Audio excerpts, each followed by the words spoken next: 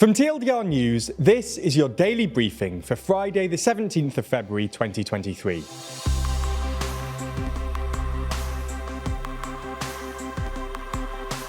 Good afternoon. In today's Spotlight story, we run through the new wave of liberalising laws in Spain.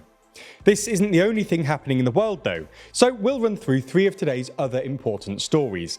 And in our exclusive Nebula section, we run through the current chip war. But first, what actually are Spain's new laws? Spain's parliament on Thursday approved a package of sexual and reproductive reform that covers areas including transgender rights, abortion, and women's health. One of the headline measures from the new legislation is the introduction of paid menstrual leave, which makes Spain the first European country to do so. Those with severe period pain, which can cause things like cramps, nausea, dizziness and more, will have the right to take a 3-day menstrual leave of absence from work. A doctor's note will be required and the costs will be covered by the country's social security system.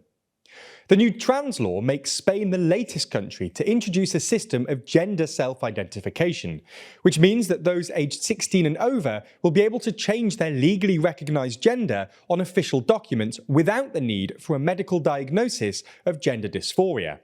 Children aged between 14 and 16 will be able to do so with parental or guardian permission, and 12 to 13-year-olds will need a judge's authorisation as well as parental permission. So-called conversion therapy for LGBT+ people is also banned under the new laws, and there is state support for lesbians and single women seeking IVF treatment. The new abortion law expands access to abortion and also scraps a 2015 law that requires young women aged between 16 and 17 to get parental permission in order to have an abortion. It also enshrines the right to have an abortion in a public hospital, without forcing doctors to perform them. This is significant as some 80% of abortions in Spain are carried out in private clinics. There's a whole load of other things too: free period products in schools and prisons, free hormonal contraceptives, and morning after pills at state-run health centres and more. This new legislation has been driven by Equality Minister Irene Montero, a member of the left-wing United We Can party, which is a junior coalition partner to the governing Socialist Party. Unsurprisingly, the new legislation has been celebrated and hailed by progressives as putting Spain at the forefront of feminist and trans-friendly politics. Also unsurprising is the fact that Spain's conservative opposition parties strongly opposed the new laws and capitalised on the fact that Montero's recent landmark sexual consent law inadvertently allowed some convicted sex offenders to retrospectively have their sentences reduced. The debates in Spain were sometimes heated, mirroring similar arguments over trans rights in places like the UK. It's also exposed divisions within the left-wing coalition government and within wider feminist movements. Nevertheless, the trans law passed in a 191-60 vote, with 91 abstentions, and the abortion law passed with 185 votes in favour, 154 against, and 3 abstentions.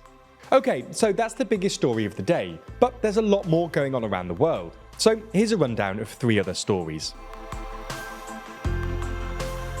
US President Joe Biden gave a speech last night where he addressed the recent shooting down of a suspected Chinese spy balloon and 3 other unidentified objects over North America. Biden said he makes no apology for shooting down the Chinese balloon and that he hoped to speak to China's President Xi Jinping soon about the incident. Perhaps more interestingly though was what Biden said about the other 3 aerial objects that were shot down in the following days. Nothing suggests they were related to the Chinese spy balloon, he said, adding that intelligence suggests they most likely were tied to private companies, recreation or research institutions. The news outlet Aviation Week has reported that an Illinois-based hobbyist balloon club received their latest data point from one of their small balloons on February the 10th, off the coast of Alaska. These balloons cost in the range of $12 to $180. A day later, a US Air Force F-22 fighter jet shot down an unidentified aerial object above Alaska using a $400,000 Sidewinder air-to-air missile. The club is not pointing any fingers just yet, but as Aviation Week says, the circumstantial evidence is at least intriguing. There's more on the way, but be sure to subscribe and ring the bell to make the daily briefing part of your daily routine, or just search for us on your podcast app to listen along. It appears that today is not a particularly good day for Tesla CEO Elon Musk. Alongside the news that Tesla is being forced to recall 363,000 cars over a fault in the self-driving software, it's been additionally reported that Tesla has fired a number of workers in New York who were suspected of trying to form a union. They were fired one day after the newly formed union announced its plans. Tesla denies the claim, arguing that the 27 people they let go demonstrated poor performance, and that this was identified well before the union campaign was announced. Tesla went on to say that they only learned in hindsight that the 27 workers were officially identified as part of the union campaign. It's been reported today that Antarctic sea ice levels have dropped to the lowest levels ever on record. The levels of sea ice in Antarctica fluctuate throughout the year, with February being one of the expected low points. It's part of the southern hemisphere summer. While we expect sea ice levels to be low, this year it's got lower than last year, which was a record breaker itself. Last year, sea ice covered about 1.92 million square kilometres, whereas this year it's already fallen below 1.91 million square kilometres. While this difference may not sound like much, the difference in sea ice between 2022 and 2023 is actually enough to completely cover the British Isles.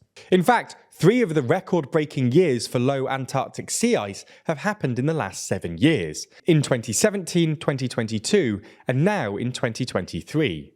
In the final uplifting story today, we discuss the impact that TikTok has had on an aspiring thriller writer. Lloyd Devereaux Richards spent 14 years writing his 343-page novel, and upon publishing, his sales weren't spectacular. His daughter decided to record a video, urging viewers to purchase the book. The internet ended up doing its thing, and the video ended up garnering millions of views. The end result was that Devereaux Richards became the #1 thriller author on Amazon. That's all we have time for on YouTube today, but if you want to see our discussion of the current chip war, then watch the extended ad-free edition of the Daily Briefing over on Nebula. That's the streaming service we're building with a bunch of our creator friends, many of whom you're likely to be already watching. That means that by signing up, you not only get an extended ad-free daily briefing every single day, you also get to watch exclusive and ad-free videos from the best educational creators on YouTube. That's things like Real Life Law's incredible Modern Conflicts, which breaks down contemporary disputes around the world, Neo's Underexposure, which beautifully dives into complex and shadowy topics you've always wanted to know more about, or Extremities from Wendover Productions, which uncovers some of the world's most remote places. All of these are only available on Nebula, just like our extended daily briefings and a whole bunch of other exclusive TLDR content which never comes to YouTube. If you want to sign up, use the link in the description so that they know you came through us. That helps us out a whole lot, as does watching on Nebula more generally. So thanks for signing up, and we'll see you on Nebula.